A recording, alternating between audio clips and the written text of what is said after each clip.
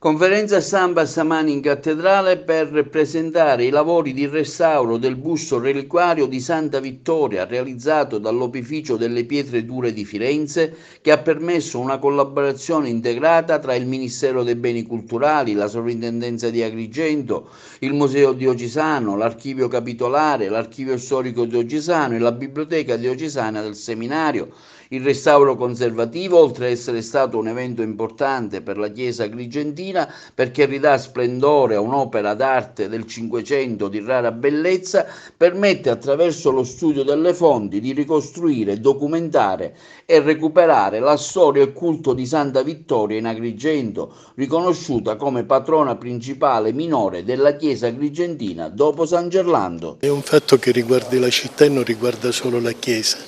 Noi abbiamo diviso città e Chiesa quando c'è una Chiesa che vive nella città e tutto ciò che si fa per la Chiesa è fatta per la città. Ecco, una cattedrale che rinasce è un invito perché il centro storico non muoia.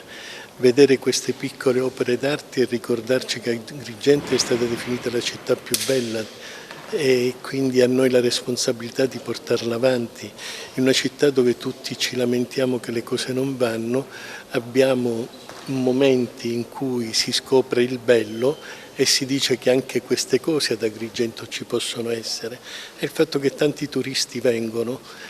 di certo non vengono a disturbarci, vengono a gustare quelle cose che noi forse non riusciamo ad apprezzare. Ecco allora da parte nostra l'impegno a mostrare le cose belle, sperando che gli agrigentini che stanno al centro storico o gli altri agrigentini scoprano che questa scoperta è vita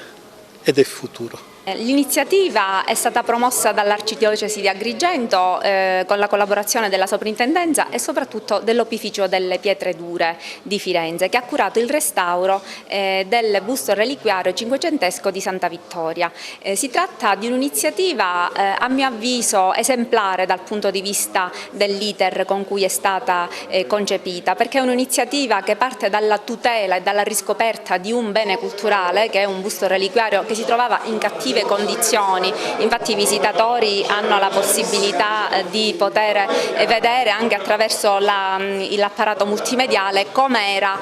prima del restauro, e quindi il restauro è stato supportato da ricerche d'archivio, da esami diagnostici, da metodologie fortemente innovative nella pulitura, per esempio al laser, delle parti in argento dorato, che hanno permesso di non danneggiare il metallo e di restituirgli l'antico splendore, perché si è trattato di un'opera molto complessa dal punto di vista del restauro, perché è composta, come si può vedere, da diversi materiali.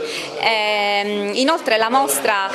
comprende anche gli apparati documentali relativi sempre alla storia di queste opere d'arte, sia del busto che del dipinto che è legato a questo busto reliquiario, che viene da Cammarata, sempre quindi dalla nostra diocesi, e che raffigura Sant'Orsola e le sue compagne martiri, tra cui Santa Vittoria, e si può notare come la fisionomia delle due donne, Santa Vittoria del busto e Santa Vittoria del dipinto, sia pressoché identica. L'evento si concluderà nei primi d'ottobre con una giornata di studi a cui prenderanno parte, oltre che l'Arcidiocesi e la Sovrintendenza, anche